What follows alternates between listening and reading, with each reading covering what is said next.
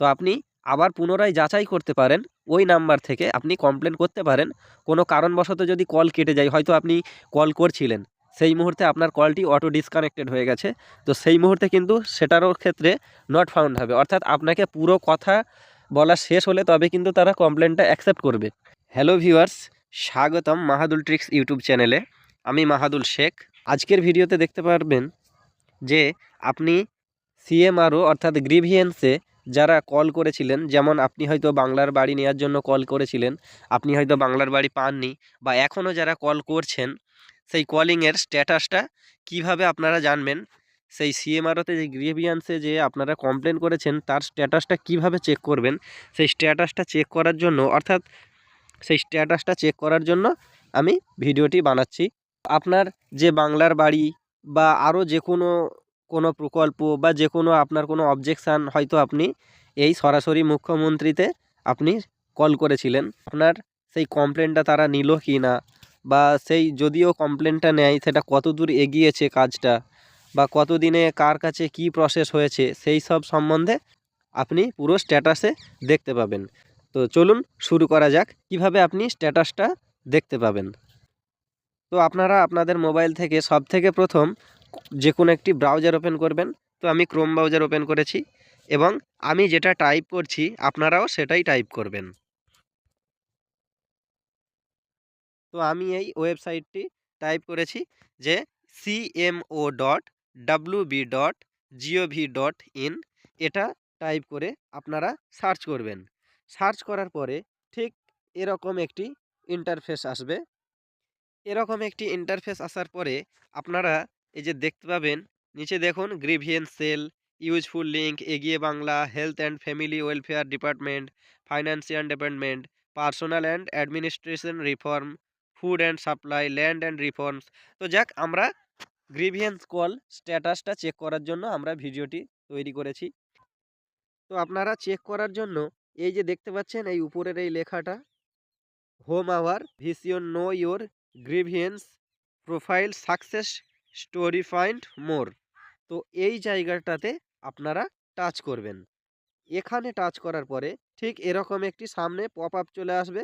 তো পপ আপটি আসার পরে এখানে আপনার যে নাম্বার থেকে আপনি কমপ্লেন করেছিলেন সেই নাম্বারটি এখানে টাইপ করবেন। তো আমি যে নাম্বার থেকে কমপ্লেন করেছিলাম সেই নাম্বারটি আমি এখন টাইপ করলাম। এরপরে আপনি এই যে জেনারেট ওটিপি, এখানে কিন্তু টাচ করবেন। এখানে টাচ করার পরে আপনাকে এখানে ভ্যালিডেট ওটিপিটা এন্টার করতে হবে। আপনার যে ভ্যালিডেট ওটিপি, সেই ওটিপিটা এন্টার করবেন। এন্টার করার পরে ভ্যালিডেট ওটিপিতে টাচ করবেন। এখানে টাচ করার পরে ঠিক এরকম একটি ইন্টারফেস চলে আসবে। এই যে দেখতে পাচ্ছেন, view your grievance status, mobile number, date of grievance, complaint name, grievance category, grievance description, grievance status. তো এখানে আপনার যে স্ট্যাটাস, আপনার যে কিছু লেখা আছে আপনারা দেখতে পাবেন।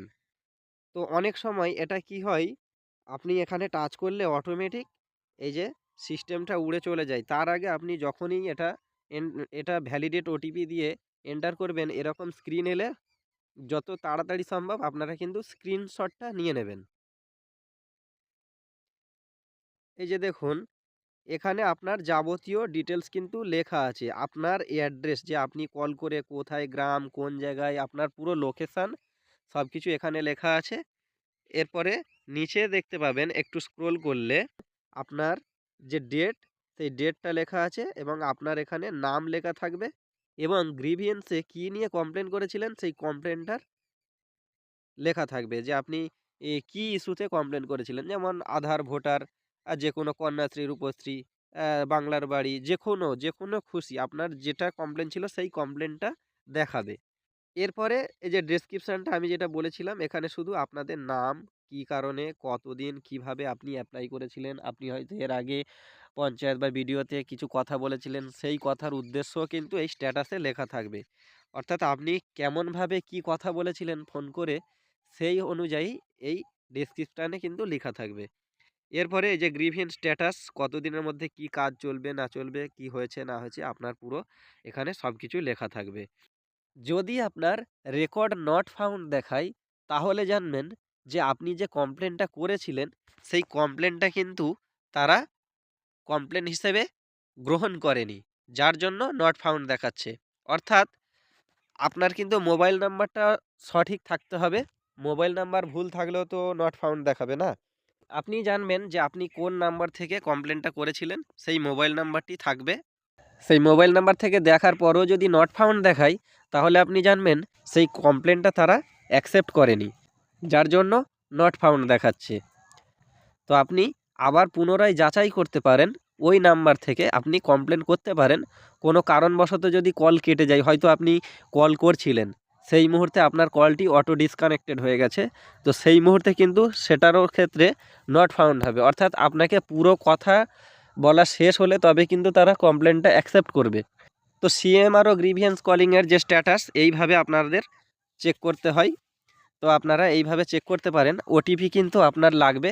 আর হ্যাঁ, দ্বিতীয় কথা, ওটিপিটি আপনি কারো সঙ্গে শেয়ার করবেন না, কেননা আপনার যে স্ট্যাটাসটা চেক হবে সেই স্ট্যাটাসে এই মুহূর্তে সার্ভারে এরকম চলছে, আপনার একই ওটিপি বারবার আসছে। অর্থাৎ আপনি দ্বিতীয়বার যে আপনি ওটিপি জেনারেট করছেন, সেই জেনারেট ওটিপি করার পরে আবারও কিন্তু ওটিপিটা সেম ওটিপি আসছে।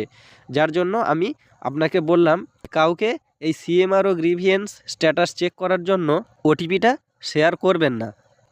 আপনার চেকিং করা হয়ে গেছে, এরপরেও কিন্তু আপনি বলবেন না আপনার ওটিপিটা, তাহলে কিন্তু সেম ওটিপি আসছে। আপনার স্ট্যাটাসটা থার্ড পার্টি লোক কিন্তু দেখে নেবে, দেখে নিলে আপনারই সমস্যা, আর অন্য কিছু সমস্যা নয়। তো আজকের ভিডিও এই পর্যন্ত। তো ভিডিওটি যদি ভালো লেগে থাকে একটা লাইক দিয়ে বন্ধুদেরকে শেয়ার করে দিন এবং সাবস্ক্রাইব করে পাশে থাকুন। আমরা এরকম নিত্য নতুন ভিডিও আপনাদেরকে বানিয়ে সব কিছু আপডেট দিতে থাকব। দেখা হবে পরবর্তী ভিডিওতে। ধন্যবাদ।